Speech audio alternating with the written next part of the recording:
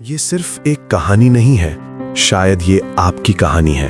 आज मैं 28 साल का हूँ, एक सफल आर्किटेक्ट। मेरे ऑफिस की दीवार पर एक पुरानी हल्की फीकी तस्वीर तंगी है, एक आदमी साइकिल पर मुझे स्कूल छोड़ते हुए।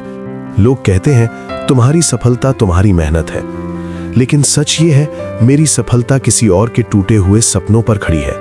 ये कहानी है मेरे पिता रघुवीर प्रसाद की, एक ऐसे इंसान की जिसने अपनी जिंदगी की हर खुशी गिरवी रख दी सिर्फ इसलिए कि उसका बेटा उड़ सके।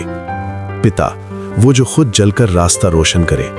लखनऊ के एक छोटे से मोहल्ले में टेढ़ी मेढ़ी गलियों और पुराने मकानों के बीच हमारा 2 कमरों का घर था।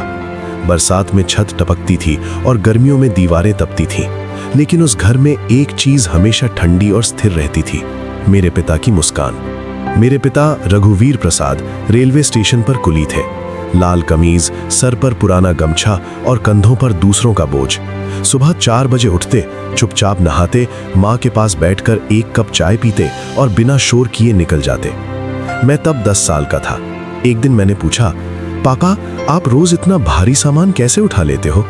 उन्होंने मुस्कुराकर कहा, बेटा जब अपने सपने कंधे पर हूं तो बोझ हल्का लगता है। मुझे तब समझ नहीं आया, पर आज समझता हूं। संघर्ष का पहला दृश्य। स्कूल की फीस बढ़ गई थी। प्रिंसिपल ने साफ कहा, फीस नहीं जमा हुई तो नाम काट दिया जाएगा। मैं रोते हुए घर आया। माँ की आंखों में डर था, पापा चुप थे। उस रात उन्होंने खाना नहीं खाया। अगले दिन उन्होंने अपनी पुरानी घड़ी बेच दी, वही घड़ी जो उन्हें दादाजी ने दी थी। जब मैंने पूछा, पापा आपकी घड़ी कहाँ है? उन्होंने हंसकर कहा, समय अब तुम्हारे हाथ में है बेटा। उस दिन मैंने पहली बार देखा एक पिता अपने अतीत को बेचकर बेटे का भविष्य खरीद रहा था। बारिश वाली रात, सबसे बड़ा त्याग। एक रात तेज बारिश हो रही थी, स्टेशन पर पानी भर गया था। पापा भीगते हुए घर लौटे, कपड़े मिट्टी से सने थे, हाथों में छाले थे। माँ ने कहा, इतना काम मत करो, तबीयत खराब हो जाएगी। पापा बोले, अगर आज नहीं कमाऊंगा तो कल मेरा बेटा कैसे पढ़ेगा? उसी साल मुझे दिल्ली के बड़े कॉलेज में एडमिशन मिल गया। फीस बहुत ज्यादा थी। मैं सोच रहा था ये सपना अब टूट जाएगा, लेकिन पापा ने चुपचाप हमारी छोटी सी जमीन बेच दी, वो जमीन जो उनके पिता की आखिरी निशानी थी। उन्होंने मुझसे कहा, बेटा जमीन से बड़ा आसमान होता है और मैं चाहता हूं तुम आसमान छुओ। दिल्ली आकर मैं बदल गया। बड़े शहर की चमक में मुझे पापा की मेहनत छोटी लगने लगी।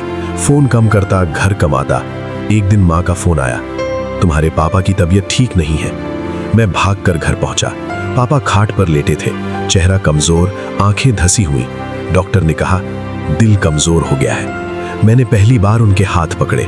वो हाथ जो कभी मजबूत थे अब कांप रहे थे। उन्होंने धीरे से कहा, तू सफल हो गया ना बेटा, बस अब मुझे चैन है। मैं रो पड़ा। मैंने कहा, पापा अभी बहुत कुछ करना है, आपके लिए घर बनाऊंगा।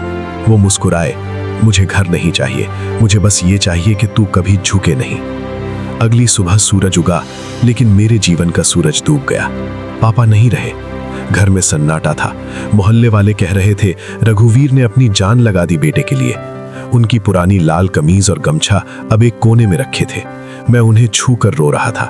उस दिन समझ आया, कुछ लोग मरते नहीं, वो हमारे अंदर जीते रहते हैं। आज का वर्तमान अधूरा वादा। आज मैं बड़े बड़े घर डिजाइन करता हूँ, लोग मेरी तारीफ करते हैं, लेकिन हर नक्शे में, हर दीवार में मैं एक मजदूर का पसीना देखता हूँ, अपने पिता का। मैंने लखनऊ में एक स्कूल बनवाया है, रघुवीर प्रसाद मेमोरियल स्कूल। वहाँ गरीब बच्चों की फीस नहीं लगती।